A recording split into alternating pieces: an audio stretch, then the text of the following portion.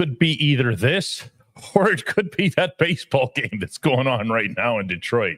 So consider yourselves blessed beyond words that there's any alternative in your life to watching any of that. How are you guys? I'm Dejan Kovacevic of DK Pittsburgh Sports.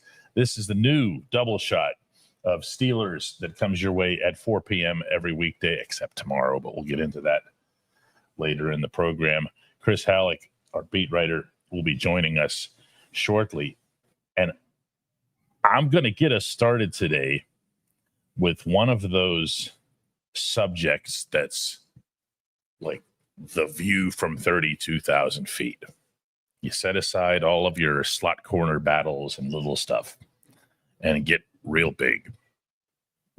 Because when I think of Mike Tomlin's pursuit of Aaron Rodgers, and I'm being specific here for a reason, because as I've been saying all along, as soon as you get Rodgers, everything changes, and it does, and it has, and it will continue to do so. You are making not a statement for statement's sake, but an actual statement that I believe this team can win the Super Bowl, meaning I, as in Mike Tomlin. I believe this team can win a Super Bowl. I believe that this team has enough left in its older star guys to make that happen. I believe there's enough depth. I believe there's enough dynamism among the young guys. I believe in the offensive line. I believe that DK Metcalf's going to represent an upgrade on and off the field for George Pickens. I believe that Caleb Johnson's going to be more of a plus to this team than Najee Harris was. I believe all of these things. And I believe all of them within the larger text that I want to win a Super Bowl. And I want to win it now. If I don't win it now, ... That's the part that nobody ever seems to address. That's the part that never seems to come up. Why? Well, because it's been unthinkable for how long now that Tomlin could ever be done in Pittsburgh or coaching in general. I don't know that it should. He takes losing about as hard as any individual I've ever covered. Notice I'm not distinguishing between coaches, managers, and participants, players, athletes. He takes it terribly hard. You could argue that he can't handle it, which I think that's actually a healthy thing. So he's here. He's got, I don't even remember the terms of his contract, whether it's this year, next year, I don't even remember. Somebody can put it up in comments. But he's got however long he's got. And he's got Cam Hayward for however long he's here. And he's got, well, we'll get to this, but TJ Watt. And he's got guys that he really feels are Super Bowl type pieces, Super Bowl type players. And I think this is not reporting. This is not from the inside. This is just me. I think he wants this as a last push. And I think if you view the whole thing from that perspective, a lot of these moves, a lot of this general trajectory makes sense. Doesn't mean he's right. Doesn't mean they're going to do it. But at least the motivation makes sense. At least there's some purpose to this, as opposed to just repeatedly, constantly kicking the figurative can down the road, especially as it relates to the quarterback position. I've been really critical of Tomlin over the past year, more critical than I'd ever been before. When this past season ended after the debacle in Baltimore, I publicly called for him to be replaced. It's time for a new coach. It's not easy to do. You know, I've covered him for a long time. He's not a bad guy at all. He's prickly to deal with at times, but most people in his position are, because of the position more so than who they are as humans. And I feel that way today, and I'll feel that way if they get off to a 6-0 or 7-0 start or whatever. I don't think they're going to do that, but if they do, I'm not about to reverse that stance. Because at some point or other, you have to start doing the things that actually lead toward winning a Super Bowl, as opposed to wanting to win one because we're still here. Let's get this done. Let's go do it. That's what this all feels like. That's what this all feels like. When we come back, I'll be joined by Chris for his thoughts on this. At DK Pittsburgh Sports, we take pride in coverage that connects our city's fans to their favorite teams. Now, that connection's stronger than ever. Introducing our all-new state-of-the-art app. Find expert inside reporting and original podcasts. Check live box scores. Track the latest stats. Chat it up with our community of thousands of fans, all in one place. The new app from DK Pittsburgh Sports. Coverage that connects.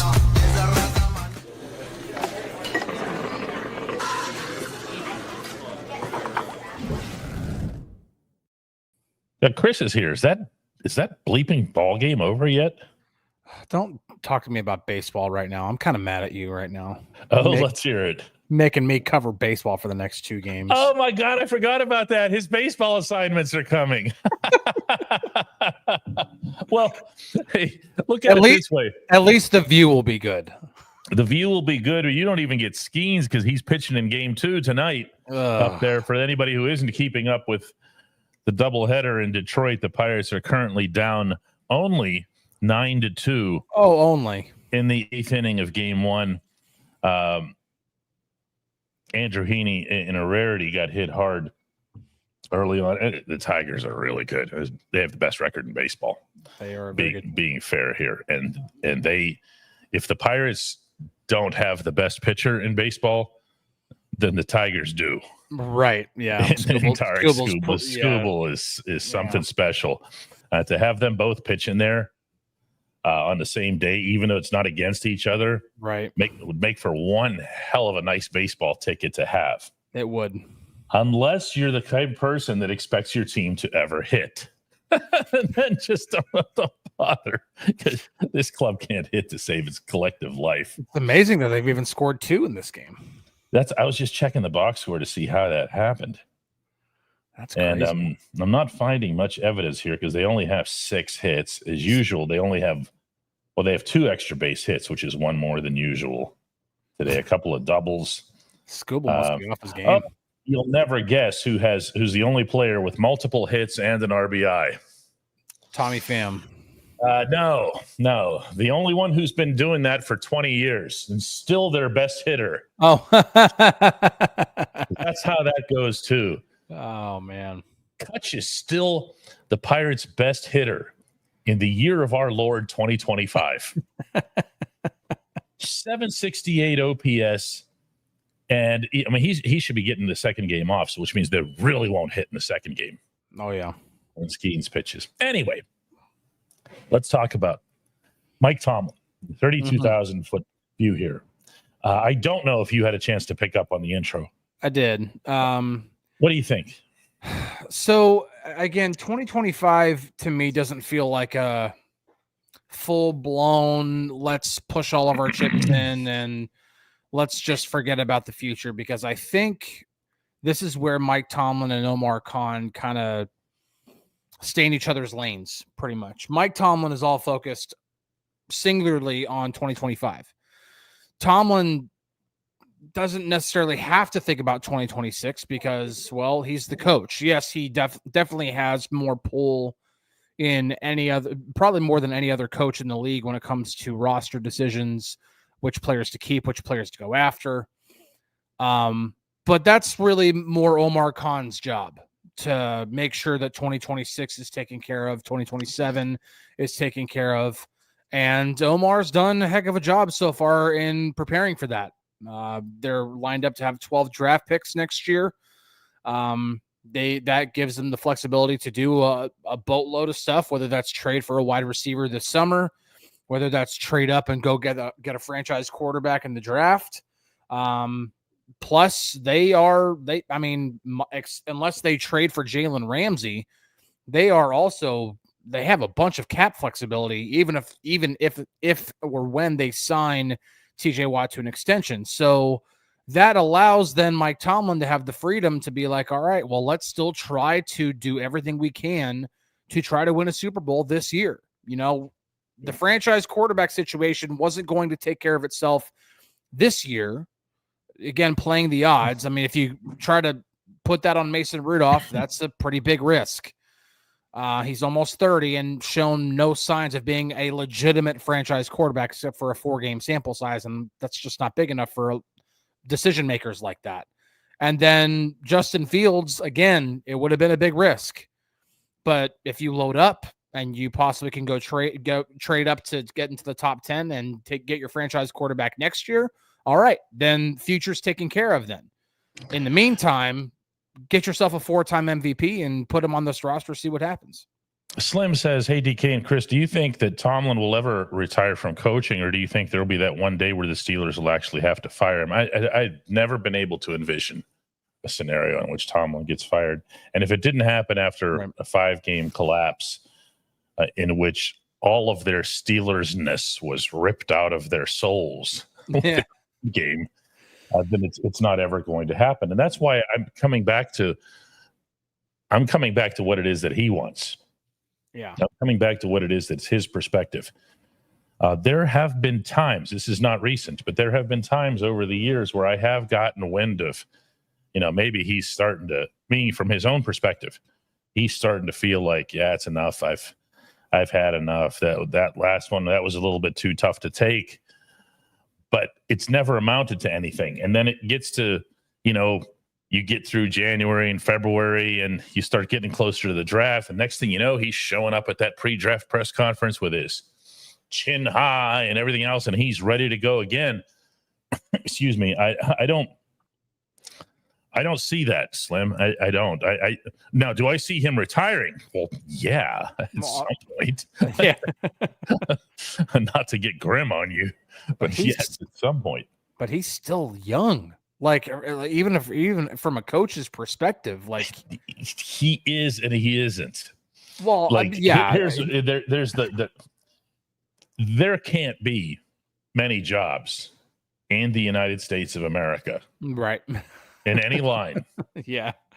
Okay, that are more challenging, more taxing, more pressure packed, more intensive, more time demanding, taking away from family and so forth, than being a head coach in the National Football League. There just can't. So you get aged by the process. You ever seen those before and after shots of presidents when they go into office? Oh yes. Okay, like you'll see, and you go, whoa. Really? Yeah. That was either 4 years or 8 years, and look how different they look. Yeah. Tomlin's not an exception to that. Look at what he looked like when he took the job. Yeah.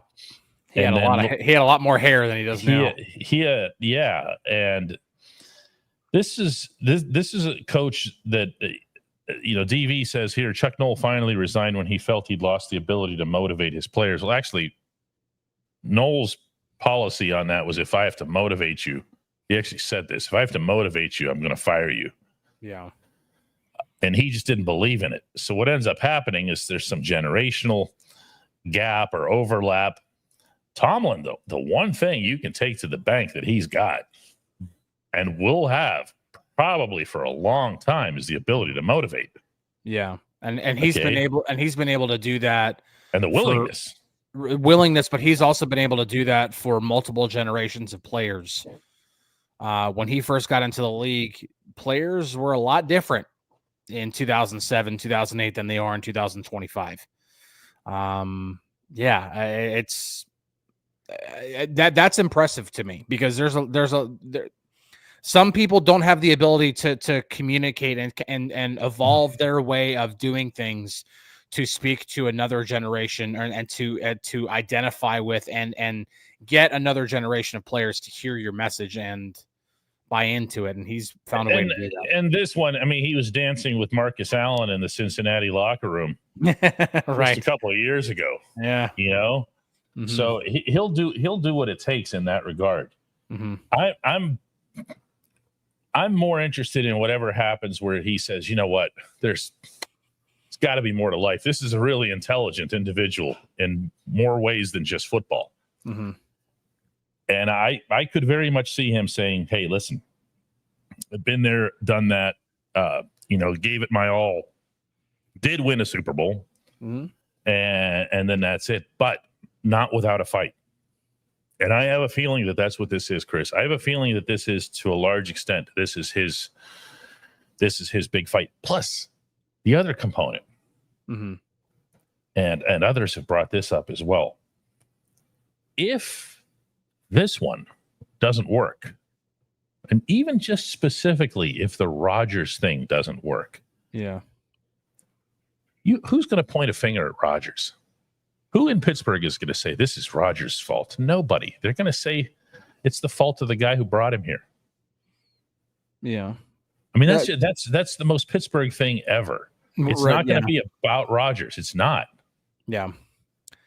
I do think that there is. I do think that there's some truth to what you're saying, too, because I think back to not this past offseason, but the one before, whenever he was having his postseason press conference, and the way he spoke about the regret he had and the lamentations he had over Marquise Pouncey not ever winning a Super Bowl, and how badly he wants to see Cam Hayward winning.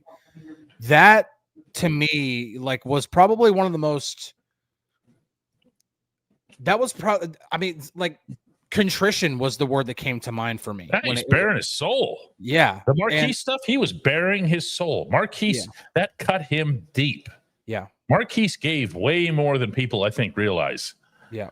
In terms of his health, playing on that foot, that he, in that ankle, that he kept having to have repaired again and again until finally one day, Marquise just goes, that's it. Yeah. That's it. I can't do that anymore. Yeah. And him and obviously him and Mike, his brother, got together and whatever. But for Tomlin to feel like that and to express it and to do so publicly, that tells you a lot about where his motivation is here.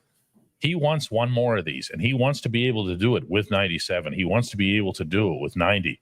Yeah. He wants to be able to do it with a guy that I don't know that people realize how much trust and respect there is between Tomlin and Minkah Fitzpatrick for everything that Minkah brings. Okay. Minkah showed up here on day one acting like an assistant coach. Okay. Right. Actually, he didn't even show up here. He showed up in Santa Clara, California in mid-season and dominated the football game. Yeah. You'll recall week 3. See, Randy asks here, does Coach Tomlin have the appetite to win another Super Bowl? Is he hungry enough? God, yes, Randy. That's never a question. There are a lot of things that you can question about Mike Tomlin. There are a lot of criticisms you can have of Mike Tomlin, but that is never one of them. I don't think Randy's criticizing. He's asking us, right? That's our answer. Yeah, no, that's what I'm saying. Our answer, Randy, and that's what we're talking about here today. By the way, yeah, this isn't about lack of fire, lack of anything. It's the polar opposite. Yeah, he I think isn't going to have the patience for the post-Cam era or the let's build with this young woohoo quarterback. Let's see what the Will Howard era of Steelers football looks like, or the whoever they draft next year. That's not what motivates him. Being the coach here for life doesn't motivate him. And I have a feeling that's why we've seen a lot of the decisions that have been made from a personnel standpoint, a lot of the way that everything has been prioritized around that season. People say stuff like, by the way, most of this is outside of Pittsburgh, but it still happens and it still gets echoed. The whole string of winning seasons crap. Okay. This doesn't even. The reason that he's trying to go for a winning record that year is because he wants to win the Super Bowl that year. Right. And he will sell himself on that concept. He will look at his team in Latrobe, and he will just look at it from the standpoint of, how do I get this team to play a game in February? How do I do that? Yeah. It's not about, does he go, what is it now? You have to go 9-8, or now you have to go 9-8 because there's no more 8-8s. Right. You could go 8-1 with a stinking tie in Cleveland. John says Tomlin needs to delegate more to his coaches. He's not going to, John. The last thing he's going to do in any of these scenarios is change stuff that he's been going along the way. Why? Because if he makes that change, whether it's philosophical, motivational, tactical, what's the word I'm looking for? Alignment. Somebody says, why doesn't he just go to a 4-3 defense if he's struggling? No, he's not going to do that. Why? Because it would take longer. It would push the process back further. And all he's looking at is that year that's right in front of him. Well, and again, I do think to a certain extent the head coach is supposed to only look at one season at a time. I think that's more the GM's job to make sure future seasons are taken care of and are set up for in a normal setting. Chris, let's be fair here. Okay, yeah. That's not Pittsburgh. I mean, he's sitting right at the same level. However it is that you want to talk about who gets the last call and whatever else here, one thing we can all agree on is that they're all sitting at the same table at the same level. Right. But especially like this time of year, and right now, Mike Tomlin's probably, I don't know what he's doing in terms of vacation and everything like that. But here in just a few weeks, Mike Tomlin's not going to have time to worry about 2026. He's got a football team to coach. And he's got a football team to get ready for a football season. That's where Omar Khan still has to, keep tabs on, what's going to be. And that's why you have to have a GM, because you can be Bill Belichick and, be gifted with Tom Brady, granted 6th round pick that turned into the greatest quarterback of all time. But, that's a very rare situation. There's a reason why Omar Khan has a job and why it's his job to make sure that 2026 is taken care of. So I think, the way Mike Tomlin wants to look at it is, every year is all in. Every year is that way. And notice that the Steelers don't go all into a season the way the Rams did. And then nobody will ever do that again. Right. Now, granted, it paid off because they won a Super Bowl. They got real lucky. It did, because you always do need some luck. And if I recall from that Super Bowl, weren't they getting driven on there right at the end? Like the whole thing could have gotten shut down. It could. And then what? You're doomed for the next 14 years. And that's where that goes to show again why, in my opinion, Sean McVay is one of the best coaches in the league, if not the best coach in the league, because amid a terrible cap situation, he got that team turned around quick. And here they are still making the playoffs and even almost beating the Eagles in their own stadium in the playoffs. It's been really impressive what they've done. But I think Tomlin is at a situation where he's just like, listen, every year is going to be all in. And I do think that Mike Tomlin understands that there needs to be a long-term answer at quarterback. They weren't going to get that this year, this offseason. And I think at that point, Tomlin decides, all right, well, then get me the best quarterback that I can have for 2025, and let's go for it. And then we'll see if we can get that quarterback in the draft next year. And if we do, then great. Then that's the direction of the franchise from that point. Yeah. Kevin takes us toward a new subject, and that's fine. It's your show too. We're not going to have one tomorrow, by the way. Chris has to do baseball. So happy. And I'll be off on a personal mission tomorrow. Kevin Herzog asks us, if George Pickens was still on the team, do you think he and Aaron Rodgers would have been an issue, especially if he still ran routes half-heartedly? No, Kevin, I don't think it would have had anything to do with Rodgers. If Pickens was still on the team, he would have been an issue. Mm-hmm. Him, period. Because he always was. And for everybody who keeps bringing up, and I don't even necessarily mean your context here, Kevin, but in general, it's like, why didn't they just keep George? It was so much simpler. They already had their receiver. They had their WR2. Everything was fine. Their roses were blooming and all this other good stuff, right? And no one wanted him here. That matters. Mm-hmm. Okay. And he wasn't a high production, a high volume guy. And not because of his football skills, but because of what you just mentioned yourself, Kevin. And that's not necessarily running out all the routes. Why didn't he get targeted 12 to 15 times a game? Why didn't he? Yeah. No, that's part of it. Listen, the George Pickens stuff, it really, I mean, John kind of boils it down there. He needed to grow up, and he wasn't growing up fast enough for the Steelers, and the Steelers were like, it's not worth it. Just not worth it. He's not going to grow up. There's not going to be a mature phase of his life. Okay, there's some people that are just like that. Some of them end up being like lovable as they get older. Like, he's just a big kid, The one that always jumps to my mind is Jaromir Jagr. I mean, Jagr, you look at him now, he's in his 50s and he's still just a child and is never going to change. And take that from somebody who covered the overwhelming majority of his career in Pittsburgh, and really got to know the guy. It just, there's no difference from when he came back last year to get his number retired. He's just the same guy. Mm-hmm. That's going to be George. George is just a child. He says, Swan says, well, yeah, you don't grow up when you go to the Cowboys. Again, it's not going to have anything to do with anybody else. It's just not. Vegas says that Shaq is the biggest kid ever. I don't follow the NBA. I knew what you're talking about anyway, obviously.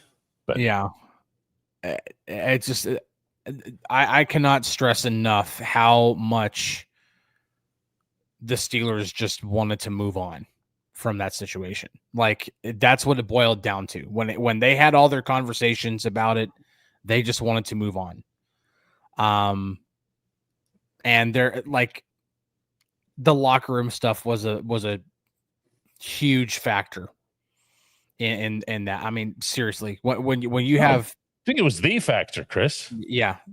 I mean, when you have players pulling media members aside to complain about the guy, yeah, that's a problem. Not just one or two of them, by the way. It's like everybody. Like, what has to happen to get this guy out of here? Yeah. And yet that somehow never comes up. It's like, oh, we had our WR2. Like, the whole thing's just a video game or something. It's not. Yeah, it doesn't work like that. Madden, you don't have to worry about player attitudes unless that's a new feature in the game. I don't know, but even if you did, it's simulated. It's not real.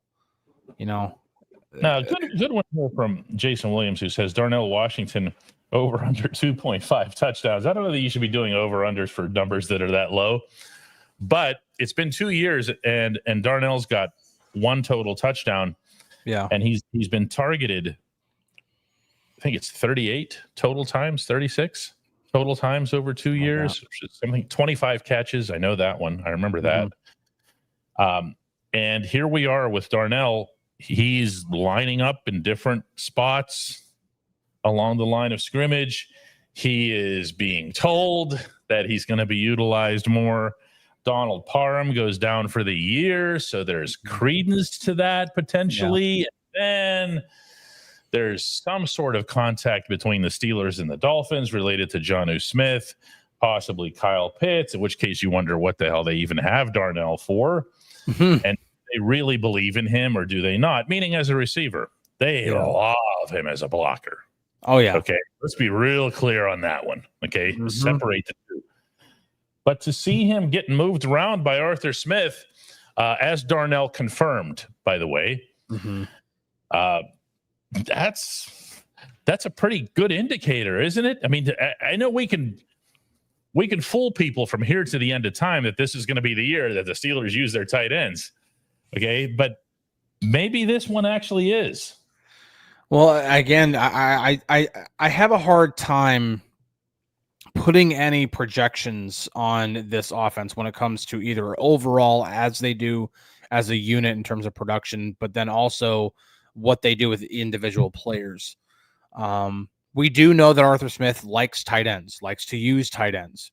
Tight ends can also be used in more ways than just catching passes. Obviously, run blocking is a huge part in that, and they would probably like to run out of a lot more 12 personnel than most teams. And when you have Darnell Washington on the field, that is like having a third tackle on the field in a lot of ways. And that can help you run the football. So I think that he'll be utilized more, but I think that's more across the board than just he's gonna see increased targets. He may catch more touchdown passes, whatever it is. I just think he might be utilized a little bit more, where I think last year we saw a pretty strong rotation where we would see 12 personnel and the 2 tight ends on the field were Michael Pruitt and Connor Hayward. I think we'll see less of that this year and more like, okay, we're going to have our actual 2 guys on the field. It may not be every single time because, again, you got to save guys, make sure they're healthy. But maybe you'll see a little bit more of when they have 2 tight ends on the field. Most of the time, it'll be Pat Freiermuth and Darnell Washington. Yes, Kevin says, I still can't get past the end zone throw to Darnell last season where he had solid height advantage on the DB. He has a solid height advantage on humanity. Let's okay. Yeah. And the pass still wound up being defended. Darnell has to be able to use his body to his advantage. Now, I have a pretty good memory for this sort of thing. I don't remember this play exactly. I also, as a result, I can't really comment on whether or not the throw might have had something to do with it. If it was one that got picked off, the one that Russ threw into the end zone and got picked off, that to me was more on the throw than it was Darnell. Yeah, it was kind of both. So Darnell has to use his body to his advantage. Yeah, again, Darnell can do that. Darnell is an athlete. He's not just some big lunk out there. I mean, he'll get up. Okay. But he has other areas of his game that need to improve, mostly the athletic flow to his game. How does he land on his feet after he makes the catch? How does he turn and head upfield? Because once he does that, and we've seen that a couple of times. Mm-hmm. Yeah. Okay. Where you just go, oh, wow, who's going to tackle this? Who's even going to try to tackle this? Yeah. Denny says the worse that Broderick Jones does, the more we see Darnell, except that we haven't seen that. Yeah. Okay. We have not seen, and this has surprised me at times, we have not seen the Steelers. Well, first of all, Darnell's mostly on the left side. So let's frame that properly. And Broderick was on the right side last year. Now, this year, maybe it's more of a thing. Maybe. Chris, I brought up with Ramon Foster, because who better to ask a question like this? I brought up with Ramon. It was on this week's Ramon show. Mm-hmm. Do you as an offensive lineman value getting help, or can it actually hurt you in a way? He was emphatic that it was the second. Oh yeah. Emphatic. He said, yep. You feel like you don't have the situation necessarily in your own control. Yep. It's kind of like riding a bike with training wheels. You would just rather be able to do the job and not feel like, not even just from an emotional standpoint or a responsibility standpoint, but just that you'd rather just, I got him. Okay. You go do your thing. Go out for a pass. I got him. Okay. He's mine. Yeah, so I'm in full blown film watching mode right now, going through the Jets 2024 season, and one thing I noticed is the Jets have obviously just not been able to block stunts whatsoever, and so this last game that I broke down, there were a couple of times which they kept the tight end to chip, and then go out and be an outlet for the quarterback, and the tackle wasn't getting there in time after the chip. And it's almost like it might have been easier if the tackle could just set up and go out there and be ready for the edge rusher, instead of having to worry about helping the guard first and then set up to the outside to pick up the edge rusher after the chip. So it's something that everybody has to deal with. I mean, it's something that I understand, like offensive linemen would prefer to have it a certain way, but offensive linemen have to get used to tight ends helping a block or chip or whatever it is, because just defensive fronts are too good nowadays in terms of being able to get after the quarterback with just 4 guys. And they're so good that they still put a lot of pressure on despite edge rushers being held like crazy. Just imagine how good they'd be if they didn't get that kind of help from the league. So it's just something offensive linemen have to deal with. But I don't know if that will necessarily help Broderick. I think Broderick just needs to help himself before he asks for help. Hey, can you put Darnell next to me? No, they need to let Broderick actually become a left tackle on his own. Rick Love says that Darnell is athletic for his size, but not Eric Green, who was another monster tight end. Not Washington's size, but very athletic. You have to understand, for those of you who are predated by Eric Green, that Green was coming to the Steelers, and then through his time with the Steelers and beyond, I believe he went to Baltimore. Memory serves. So I don't remember exactly where he went first. But he was a pass catcher. Yes. He just happened to be enormous. Okay. So I would look at Green more like, actually, I wouldn't look at Green more like anybody. It's just, again, there's just such a ridiculous, when we saw him, he was insane. It was so ridiculous. He was insane. But he was a pass catcher. So he had all of this fluidity and other stuff that I'm talking about. That came with the package. Darnell was utilized in college as he put it himself. He had it on his bio, 6-man. Okay, that he took a lot of pride in that. It wasn't something he was doing to take one for the team. Okay, he was doing it because that was actually his role. So is he kind of getting, nurtured along the way? Yes. Does he have to show more? Yes. But does he also need more of a chance? Heck yes. Okay, there it is. Green went to the Dolphins and then the Ravens. That's right. Yeah. I couldn't remember if he went straight to the Ravens or not, but yeah, that kind of rings a bell now. But yeah, no, I believe, again, I think a lot of what this Steelers team, and I'm going to be writing about this in the next couple of days, there are a number of players, and I don't know if I'd put Darnell in the top 5, but there are a number of players that it would really, really benefit the Steelers a lot if they took a gigantic step forward. Probably none more than Broderick Jones. But there are a number of other players that you could really kind of put in that realm of being like, listen, this is kind of a game changer for the season if player A or player B or player C takes a massive leap forward. Again, if Broderick Jones takes a massive leap forward, we're talking this helps the entire line. It helps 2025 and beyond. It helps you with protecting Rodgers' blind side, with being able to run the football. It helps you in a number of ways. And you could look through a number of different guys. Calvin Austin might be one. Beanie Bishop could be another one. Darnell could be among that mix too. But again, at the end of the day, he's still the second tight end on the roster. You still have a whole other tight end that you want to utilize quite a bit, especially now that you have a quarterback that's probably the best quarterback you've had since 2018, Ben. So that probably should be priority A before you start being like, we got to carve out 40 targets for Darnell Washington to make sure that we get him.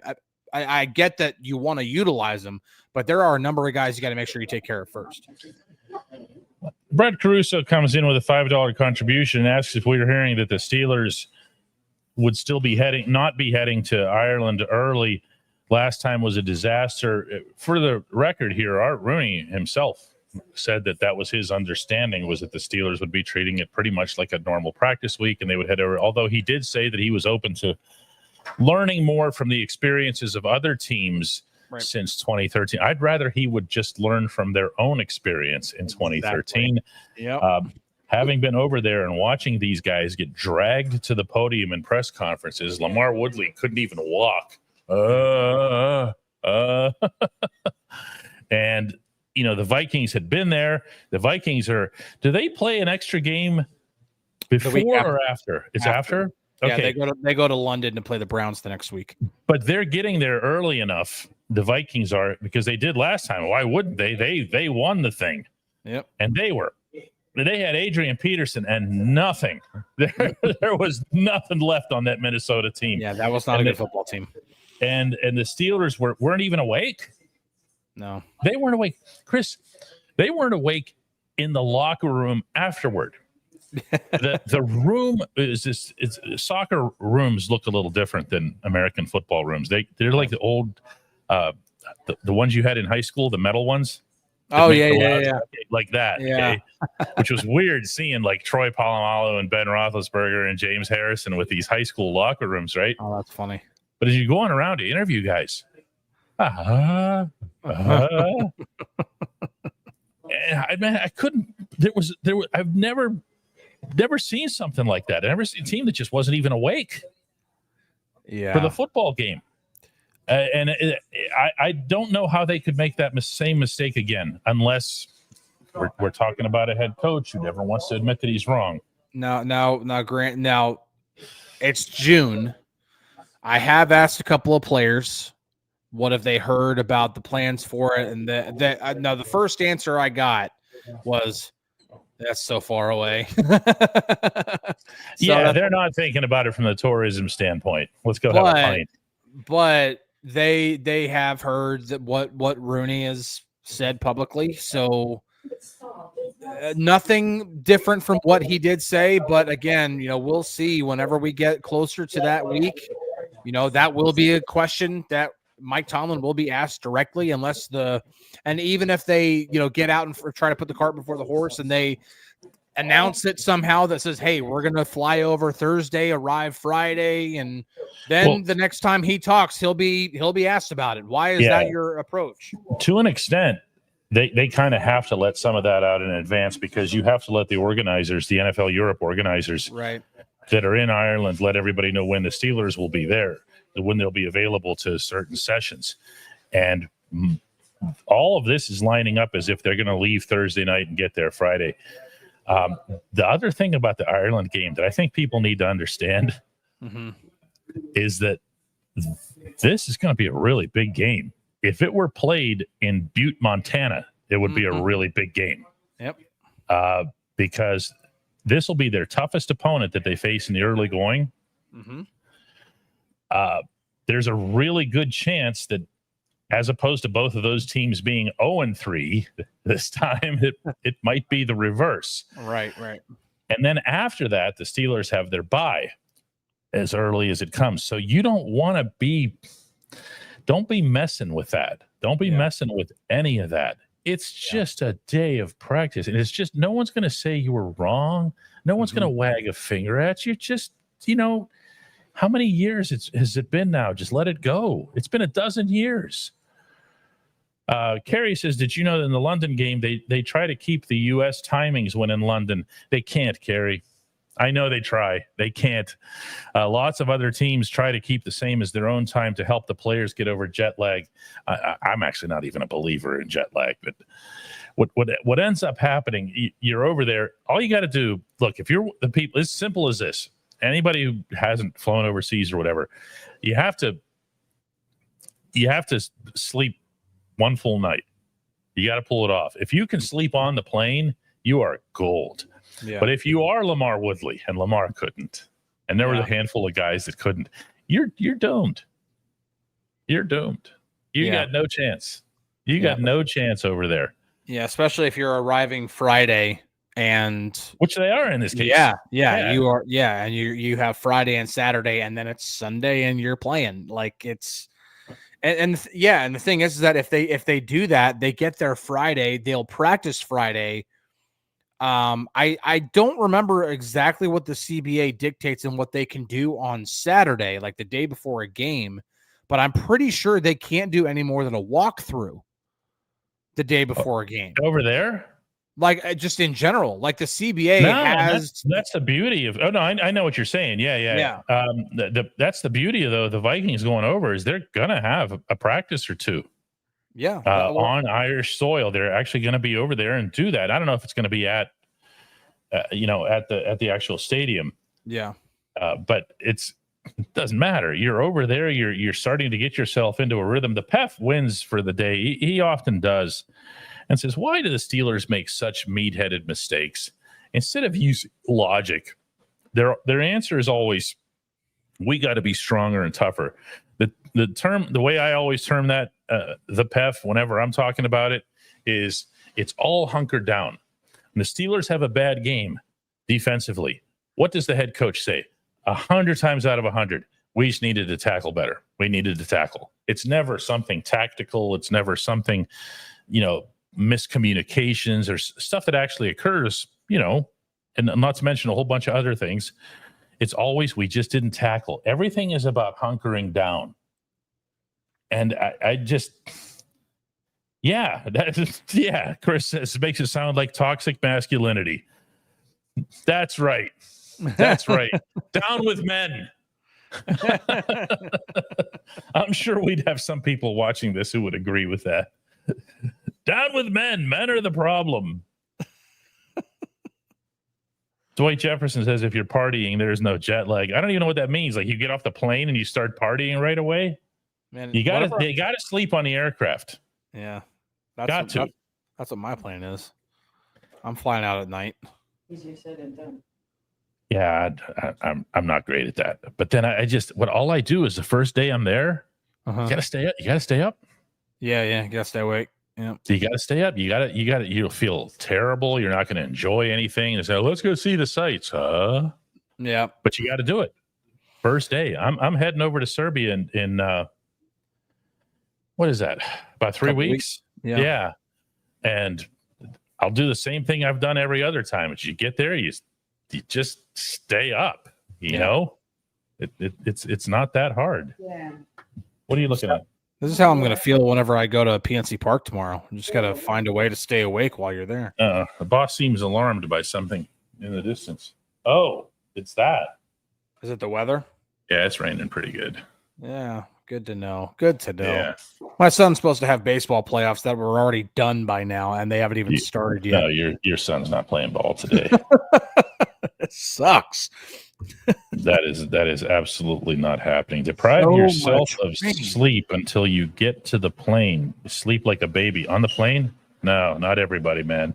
You could take something to sleep. Not everybody can. No, take drugs to go to sleep. That's one way to do it. I don't want to do that. I don't drug myself up before going over.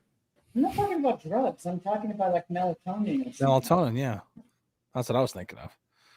I don't even know what that is. It's a natural hormone in your body. Oh, it's the thing that's like the calming thing. Yeah.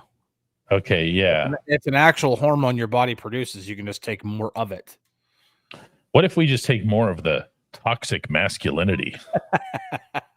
Oh, Blake, there's still plenty of that in this country. Don't worry about that. No, that's good stuff here. Leroy says TJ simply wasn't tackling Derrick Henry often enough. That comment can just parachute in out of nowhere and make sense. Absolutely love it. Guys, when we come back here on this program, we're going to take care of a little bit of business before closing it out for the week.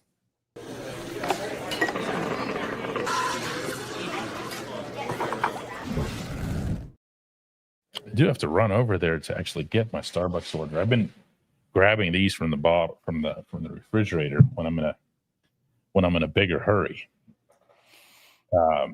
Chris Dolnak says pilots and flight crew can keep yakking on the PA during the flight. No sleep to be had. Not so much on the international flights, I'm sure. This isn't Southwest where everybody's a comedian. Oh man!